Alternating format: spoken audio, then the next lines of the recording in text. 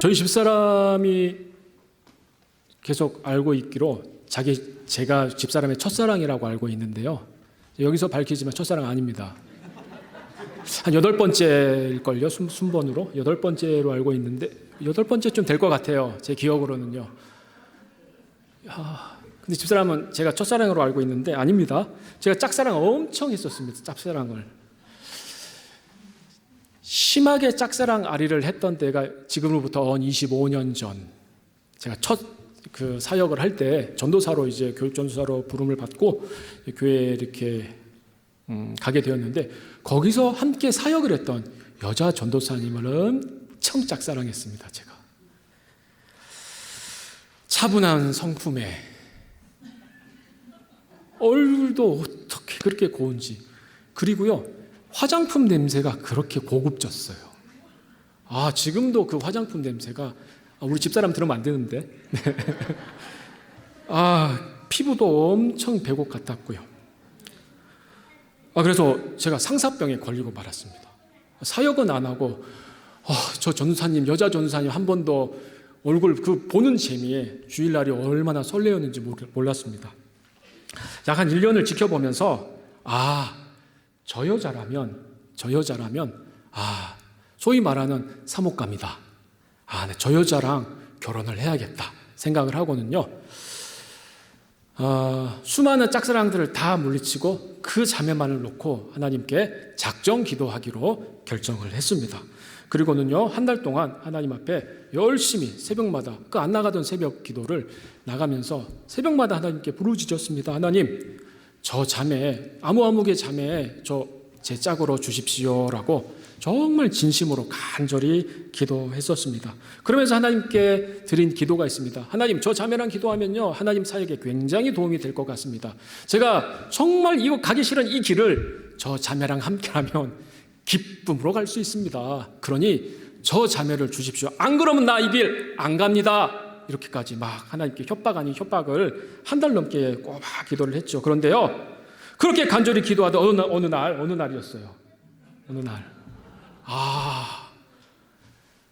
응답이 오는데요, 마음에서부터 이런 큰 울림이 막 올라옵니다. 이런 울림이었어요. 야, 네가 그 자매가 그렇게 너 사역에 도움이 된다고 말을 하는데, 정작 너는 그 자매한테 맞는 준비된 형제가 맞니? 라는 울림이 가슴 깊은 곳에서부터 막 올라오는 거예요. 깜짝 놀랐습니다. 너무나 충격적이었죠. 생각해보니까 한 번도 배우자를 놓고 기도할 때 내 위주, 내 생각, 내 이익의 편에 서서 기도했지, 정작 제가 기도하는 그 상대방의 합당한 배우자로 준비해달라고 기도를 안 했더라고요. 얼마나 부끄러웠는지 모릅니다. 이게 무슨 뜻일까요? 네 짝 아니다, 그 뜻입니다. 이거는 응답을 받는 사람만 느낄 수 있는 겁니다. 억장이 무너지는 줄 알았습니다. 그런데요, 그런 응답을 명확한 하나님의 음성 앞에 저는요, 그 자매와 결혼하게 해달라고 기도했던 제 기도는 그 순간 딱 멈췄습니다. 그리고 그 여자 전도사님을 제 마음속에서 그냥 싹 지워버렸습니다. 이름도 생각나지 않습니다. 사실 생각은 나는데요, 생각나지 않습니다. 여러분, 우리와 주님 사이의 관계도 이러하지 않겠습니까? 기도할 때 여러분 단 한 번이라도 주님의 입장에 서서 기도해 보신 적이 있으십니까? 정작 주께서 원하시는 것을 헤아리기보다 내가 원하는 것을 일방적으로 얻어내는 수단으로 우리 대부분의 기도 시간을 채우고 있는 건 아닙니까? 주께서는요, 우리를 당신의 거룩한 신부로 여기셔서 마지막 날 우리와 영원한 연합과 하나됨을 학수고대하고 계시는데, 우리는 어떻습니까?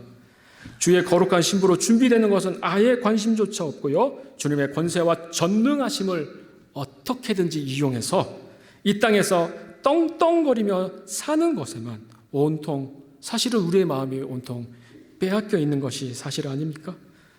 애석하게도 많은 그리스도인들이 내 위주, 내 생각, 내 이익의 편에 서서 기도할 뿐이지, 정작 우리 존재의 이유와 목적인 주의 거룩한 신부로 정결하게 단장되고 준비되어야 하는 주님의 편에 서서 고민하고 기도하는 사람은 극히 소수인 듯합니다. 이와 같이 오늘 본문에도요, 내 생각, 내 이익의 편에서만 서서 하나님의 관계를 크게 오해한 사람들의 이야기가 기록되어 있습니다. 오늘 본문인 말라기서는요, 이스라엘 백성들과 하나님 사이에 6가지 논쟁의 형식으로 구성된 성경책입니다. 하나님 사랑에 대한 논쟁, 제사장 타락에 대한 논쟁, 이스라엘의 타락에 대한 논쟁, 그리고 하나님의 정의에 대한 논쟁, 그리고 11조의 논쟁, 그리고 악인의 형통에 대한 논쟁. 이렇게 6가지 논쟁을 통해서 하나님은 이스라엘과 대화하시면서 하나님께로 이스라엘 백성들이 돌아오기를 촉구하고 있는 성경이 말라기서입니다. 그중 오늘 본문은요, 첫 번째 논쟁이었던 하나님 사랑에 대한 논쟁 그 편입니다. 자, 1절입니다. 다 함께 1절을 다 함께 읽어보도록 하겠습니다. 같이 읽지요. 시작.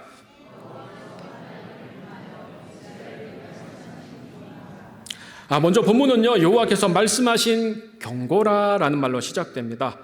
이 말라기 성경은요, 참 특이하게도 55절밖에 되지 않는 굉장히 짧은 성경입니다. 그렇지만 무려 25번이나 여호와께서 말씀하신다, 만군의 여호와가 이르노라 라는 그런 표현들이 25번이나 나와 있습니다. 무슨 뜻입니까? 유다 백성들을 향해서 설득하고 돌이키도록 하나님이 본인이 직접 나서시겠다는 하나님의 강력한 의지가 표현된 구절들입니다. 하나님께서 직접 이 유다 백성들을 돌이키도록 이스라엘을 책망하고 경고하시면서 설득하겠다라는 하나님의 강한 의지가 담겨 있다라는 거죠. 그럼 무엇을 책망하고 계십니까? 그 내용이 2절입니다. 우리 2절을 다 함께 읽어보겠습니다. 시작.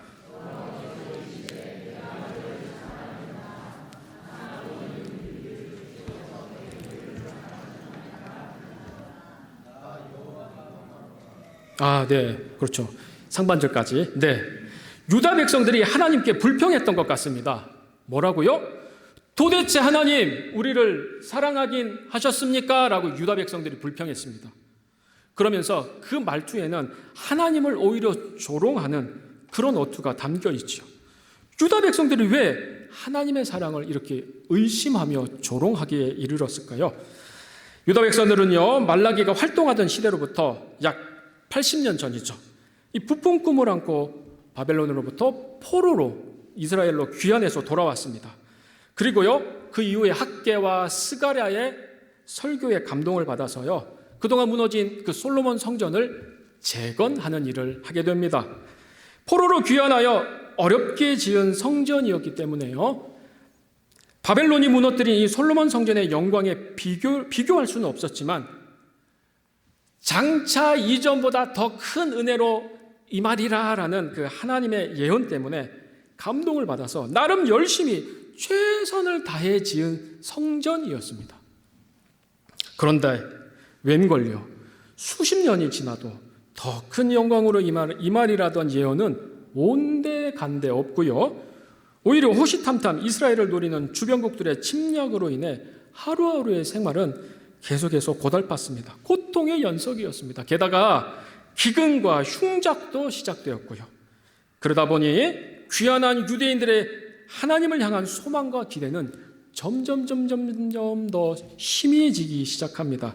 선지자들이 그토록 약속했던 번영은 고사하고 하루하루 버텨내는 것조차 버거울 정도였습니다. 그러자 유다 백성들이 드디어 하나님의 사랑에 대한 회의와 의문을 품게 된 거지요. 그러면서 유다 백성들은요, 하나님이 자신들을 사랑하신다면 어떻게 자기들을 이렇게 내버려 둘 수 있느냐라고 항변합니다.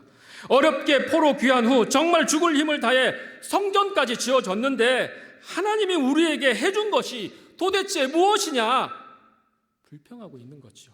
먹을 거, 안 먹을 거 다 아끼면서 성전 짓는데 열심히 헌금하고 피곤한 마음 이끌고 성전 짓는데 내 육체적인 힘도 최선을 다해 동참했는데 그렇게도 준다는 축복은커녕 삶은 왜 자꾸 피폐해져 가고 도저히 가난이 해결될 기미가 왜 보이지 않느냐라는 겁니다.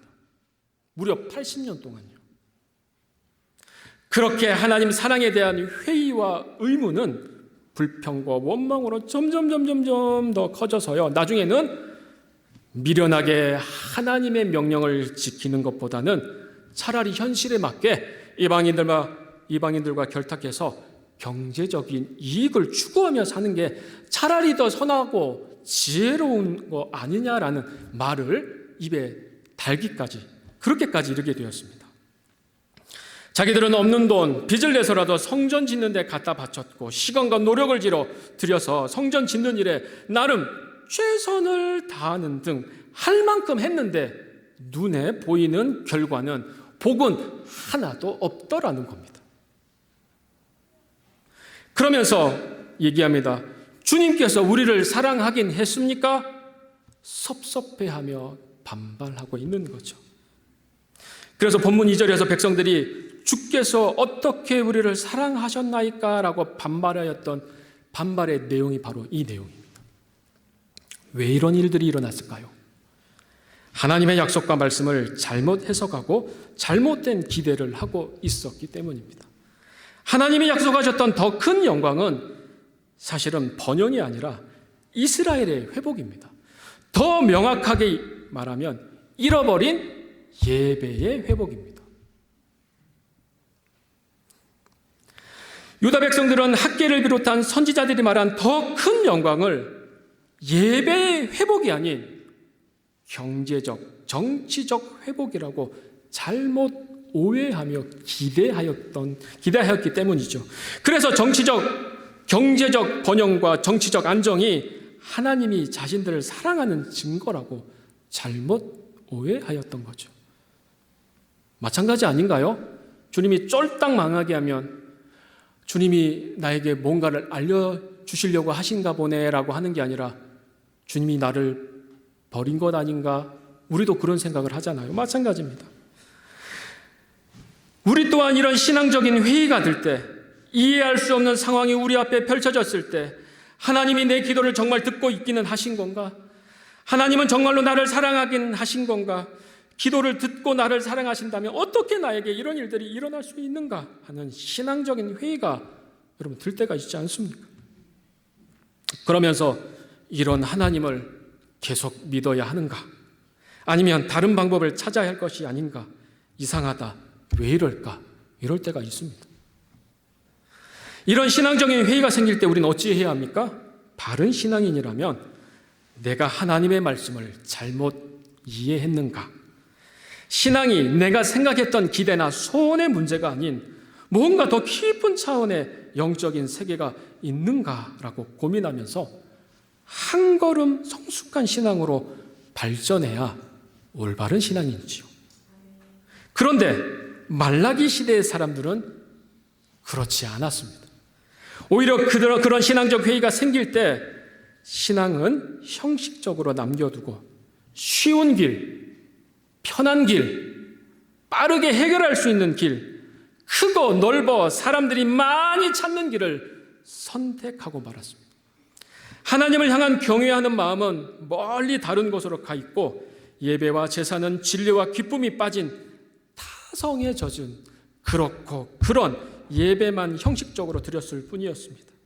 그렇게 그들의 마음은 하나님에게서 계속해서 멀리 떠나버리고 말았던 거지요. 그러면서 본문 2절에서 보는 것과 같이 유다 백성들은 이렇게 하나님께 계속해서 항변합니다. 주께서 우리를 언제 사랑하셨습니까? 사랑하긴 하셨습니까? 그런데 뭐요? 경고라고요? 웃기지도 마십시오. 가당키나 하는 말입니까? 하는 말로 하나님께 불평과 원망을 쏟아내고 있는 거죠. 안 그래도 언젠가는 하나님께 한번 따지려고 했는데 잘 됐다. 그래서 소매를 걷는 그런 표현입니다. 마치 아내가 신랑에게 내가 시집오고 나서 당신이 지금 저한테 잘해준 게 뭐가 있습니까? 다이아를 사줬어요. 명품 가방을 사줬어요. 큰 집을 사주셨어요. 손에 물 한 방울 안 묻힌다고 해주면서도 도대체 이게 뭐예요? 뭘 해준 게 있나요? 라고 불평하는 것과 똑같은 불평입니다. 그럼 이에 대한 하나님의 대답은 무엇이었을까요? 그게 바로 2절 하반절과 3절인데요. 2절 전체와 3절을 다시 한번 읽어보도록 하겠습니다. 하나님의 대답을요. 같이 읽지요. 시작.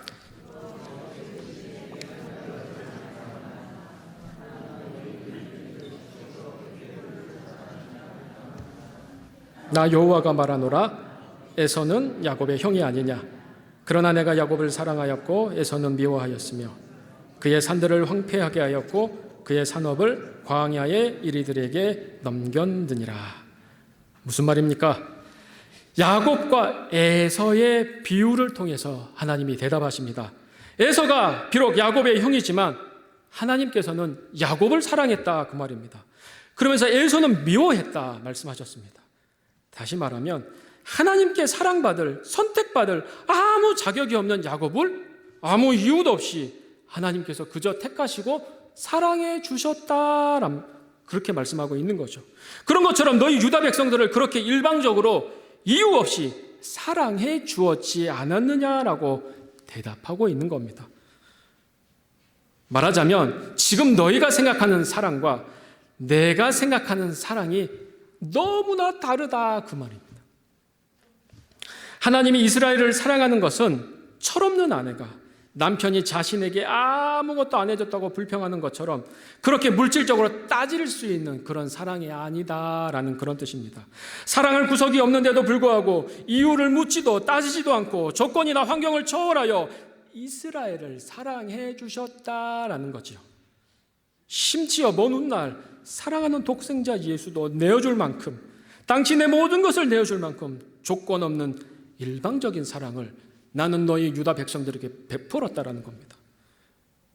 이처럼 하나님께서는요, 이스라엘 백성들에게 원하시는 사랑은 사랑의 대가로 화대나 값을 치르는 그런 수준의 사랑이 아닙니다. 사업상 비즈니스처럼 경제적 이익을 위한 그런 사랑이 아니란 말입니다. 주께서 원하시는 사랑은 사랑의 대가와 값을 받는 그런 저급하고 더러운 수준의 사랑이 아니라 아무 조건 없이 서로의 마음을 주고받는 높은 차원의 사랑을 우리와 나누기를 원하셨던 거죠. 그런데 우리 인생은 어떻게 했습니까? 사랑의 대가와 값을 받는 그저 그런 저급하고 더러운 수준의 사랑만을 계속해서 원하고 있었던 거죠. 마음은 주지 않고 돈만 주고 주고받는 이런 사랑은 어떤 사랑입니까? 술집 여자들과 나누는 그런 사랑입니다. 그런 사랑은 대가, 즉 화대가 지불되지 않으면 성립되지 않는 그런 사랑입니다. 그건 사랑이 아니죠.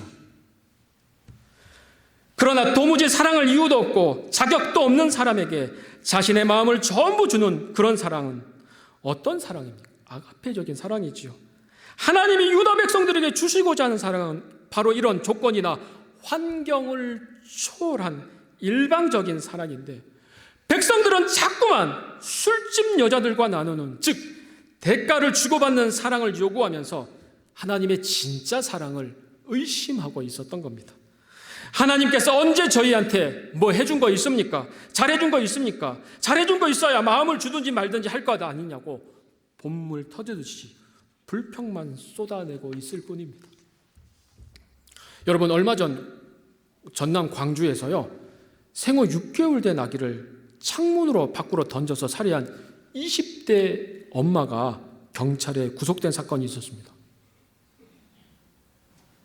술에 취한 채 가정사로 남편과 말다툼을 벌인 아기 엄마가요, 남편이 나가버리니까 화가 난다고 그 15층 아파트인데 6개월 된 딸을 창문에서 던져버렸습니다. 지나가는 주민이 아기가 피투성인 채 떨어져 있는 걸 보고 발견해서 경찰에 신고했고, 그래서 엄마가 잡혔습니다. 그 아기가 표현은 못하지만 얼마나 무섭고 아팠을까요? 그게 엄마입니까? 자기가 화난다고 15층에서 아기를 던져버려요. 그리고 2020년도에 온 나라를 떠들썩하게 했던 사건이 있죠. 정인양 사건. 기억하십니까? 입양아 수당 받으려고 그 아이를, 1년 6개월 된 아이를, 16개월 된 아이를 입양해 놓고선 밥 안 먹고 징징거린다는 이유로 그 16개월 된 아기를 발로 밟았습니다, 엄마가. 그래서 늑골이, 갈비뼈가 부러지면서 그 뼈가 안에 내장을 찢어가지고 애가 응급실 갔는데 죽었습니다. 목사님 따님입니다. 그 남편도 기독교 방송에 다니는 분이고요. 이게 사랑입니까? 내가 기분 좋고 행복감을 느낄 땐 사랑해주고, 내가 힘들고 기분 안 좋을 때는 발로 밟거나 바깥에 던져버리는 게 그게 사랑입니까? 하나님께서 우리와 나누길 원하시는 사랑은 대가를 주고받는 수준의 사랑, 즉 나에게 이익이 되고 내 기분에 따라 좌지우지되는 그런 사랑이 아닙니다. 사랑할 이유를 도무지 찾을 수 없는 우리를 선택하시고 당신의 마음을 다 주고 계시면서 우리의 마음을 원하고 계신 거죠. 이것은 마치 남녀가 결혼하는 것과 똑같습니다. 여러분 대부분 결혼 생활을 하고 계시잖아요. 여러분 어떨 때 내가 결혼을 했구나라고 느끼십니까? 결혼 안 하신 것처럼 그렇게 처녀 총각이신 것처럼. 제가 어떤 분에게 물어봤어요. 어떨 때 내가 결혼한 것처럼 느껴집니까? 그러니까 서로 방구 텄을 때요 그러더라고요. 물론 그럴 수도 있습니다. 사귀거나 연인 사이에서는 사실 방구를 트기가 쉽지 않죠. 그렇지만 저는 언제 느꼈냐면요, 결혼하고 난 후 저의 하나밖에 없는 딸아이가 엄마 뱃속에서 6개월째 들어섰을 때, 임신했을 때, 병원으로부터 한 통의 전화를 받았을 때 느꼈습니다. 집사람이 좀 나이가 많은 상태에서 저랑 결혼을 했기 때문에요, 노산이었습니다. 그래서 꼭 산부인과 의사 선생님이 큰 병원 가서 꼭 6개월째 되는 날에는 양수 검사를 해야 된다 그랬습니다. 왜? 요즘 하도 기형아가 많으니까요. 그래서 별일 있겠나 하고 양수 검사를 했죠, 6개월 때. 그리고 이제 시간은 지났고요. 제가 이제 일을 하고 있는데요. 아이들을 이렇게 데려다 주고 있는데 모르는 전화로부터 전화가 왔습니다. 그래서 여보세요 하니까요. 여기 분당 서울대병원인데요. 김미정 씨 남편 되신가요? 그랬습니다. 저희 집사람 이름이 김미정입니다. 네. 그래서 예, 맞는데요. 양수 검사 결과가 나왔습니다. 그런데요. 염색체 몇 번이 좀 이상이 있어서 지금 빨리 들어오셔야 될 것 같다고. 그렇게 되면 어떻게 되는 건데요? 예, 좀 기형아가 될 가능성이 있습니다. 어서 빨리 들어오십시오 했습니다. 제가 전화를 딱 끊고 걱정이 너무 됐습니다. 영화에서나 보던 일들이 저한테 일어났으니까요. 어떻게 하지? 지금 당장 갈 수는 없고 앞으로 3시간 뒤에 갈 수 있는데, 그래서 혼자 생각을 했습니다. 우리 집사람 성격상 좀 사랑을 많이 받아야 되는 그런 아이를 일평생 케어하며 살 수 있을까? 우리 집사람 성격상 안 될 것 같은데. 그렇다고 하나님의 일을 하고 있는데, 전도사인데, 어떻게 내가 애를 낙태를 시켜? 말이 안 되는 거 아니야? 병원에서는 낙태할 건지 말 건지 그걸 결정하러 빨리 들어오라 그 얘기입니다. 순간적으로 너무 고민이 돼서 마음속으로 기도하고 또 하나님께 하소연하면서 하나님 어떻게 할까요 했는데 제가 결정을 했습니다. 아니요, 그냥 낳겠습니다 그랬습니다. 그리고 우리 집사람은 성격상 못 키울 것 같으니까 집사람한테는 알리지 않고 아이를 낳은 다음에 집사람과 이혼을 하고 그 아이는 내가 키운다. 거기까지 제가 딱 갔습니다. 이미 저는 3시간 동안 저는 이혼까지 다 끝냈습니다. 그리고 이제 막 자동차를 타고 막 가고 있는데 또 전화가 걸려왔습니다. 여보세요? 여기 분당 서울대병원인데요. 김미정 씨 보호자 맞으시죠? 예. 아버님 너무 죄송한데요. 차트가 바뀌었어요. 그랬어요. 여러분 이거 지어낸 얘기가 아니에요. 진짜예요. 저 3시간 동안 저는 천국과 지옥을 오락가락했습니다. 제가요 그때 이때 사람이 욕을 할 수 있는 거구나. 그래서 그때 막 마음속에서 막 10원짜리가 막 나오려고 하고 막 강아지가 막 왔다 갔다 하고 막 그랬습니다. 이런 욕은 안 했지만 마음속으로 막. 그러면서 그날 저녁에 집에 들어가서 이날 있었던 이야기를 집사람에게 했습니다. 여보, 사실 이러이러한 이야기가 있었다. 그러니까 집사람이 엄청 화를 내는 겁니다. 왜 그런 걸 숨기고 혼자 이혼까지 다 하냐고. 내가 당신과 왜 이혼하냐고. 참, 남편 멋있는 건 알아가지고 참, 아이고 참 진짜 멋있긴 하잖아요. 아이고. 그러면서 집사람이 엄청 서운했습니다. 힘든 일, 어려운 일, 기분 상한 일도 함께 극복해 나가는 게 부부 아니냐고 집사람이 그러더라고요. 그때 제가 이거 결혼한 거 맞구나. 그런 생각을 하게 되었습니다. 지금은요, 형제보다 부모보다 집사람이 더 가깝습니다. 여러분, 우리는요, 예수님을 신랑으로 맞이한 예수님과 결혼한 사람들이죠. 사람이 결혼 전까지는 나 혼자 결정하며 살았지만 결혼을 했으면 어떻습니까? 모든 일을 배우자와 상의하고 해야 하듯이 우리가 예수님과 결혼하여 예수님의 신부로 살기로 하였으면 검은 머리가 팥뿌리가 되도록 비가 오나 눈이 오나 바람이 부나 모든 것을 예수님과 함께 할 수 있어야 하는 줄 믿습니다. 매사를 예수님과 의논해야 하고요. 그분이 기뻐하는 방식으로 이제는 살아가야 합니다. 심지어 내가 번 돈, 사실은 주님께서 주신 돈이지만 내가 번 돈도 하나님과 상의하여 쓸 수 있어야 합니다. 내 돈이 아닌 거죠. 그런데 유다 백성들은 그것을 싫어했고 단지 그분이 주는 물질적 풍요와 눈에 보이는 복만 원했습니다. 그리고 그것을 주지 않는다고 언제 나를 사랑했냐고 불평만을 하고 있는 거죠. 신부, 아내의 모습이 아니라 이건 전문 용어가 있습니다. 업계에 꽃뱀입니다. 꽃뱀. 여러분, 꽃뱀을 사전에서 제가 찾아봤습니다. 진짜로요. 꽃뱀의 사전적 의미는 이렇습니다. 잘 들으세요. 내가 꽃뱀인지. 아름다운 외모로 남자를 홀린 다음 돈이나 이득을 뜯어내는 여자. 이게 꽃뱀의 사전적 의미입니다. 여러분은 주의 신부입니까? 아니면 주의 꽃뱀입니까? 퀴리 부인의 예를 들고 말씀을 맺고자 합니다. 여러분, 그 유명한 퀴리 부인은요, 어려서부터 엄마가 돌아가실 때까지 엄마의 사랑을 항상 의심하며 살았답니다. 이유인즉 한 번도 엄마의 뽀뽀를 받아본 적이 없었기 때문입니다. 다른 엄마들은 아이들이 잠잘 때 뽀뽀해주고 일어나면 뽀뽀해주고 학교 갈 때 뽀뽀해주고 학교 갔다 오면 뽀뽀해줍니다. 그런데 퀴리 부인 자기 엄마는요, 한 번도 뽀뽀해주는 일이 없었더랍니다.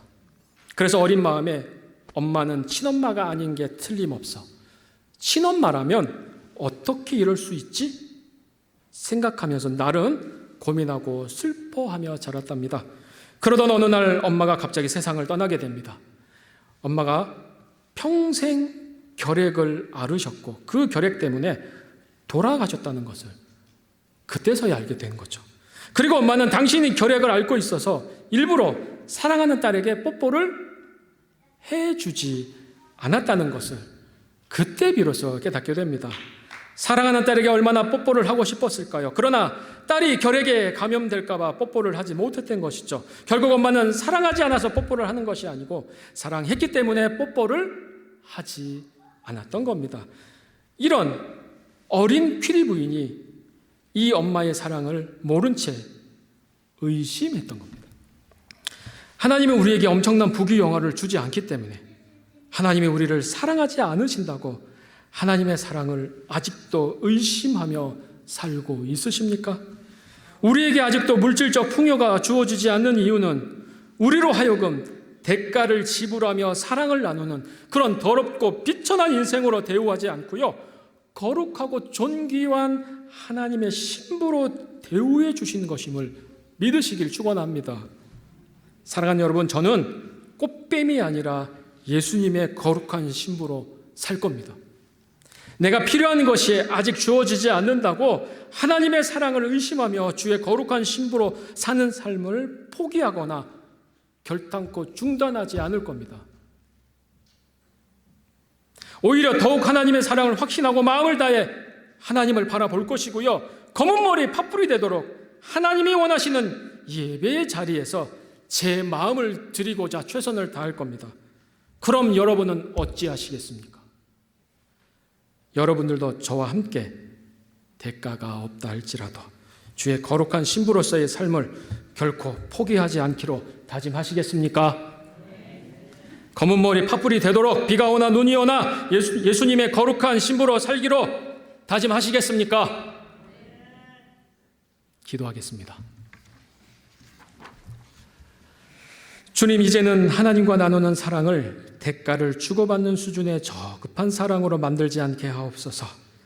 주님과 마음을 나누며 비가 오나 눈이 오나 바람이 부나 검은 머리 팥불이 되도록 주의 거룩한 신부로 영원히 사는 저희가 되게 하옵소서. 예수님의 이름으로 기도하옵나이다. 아멘.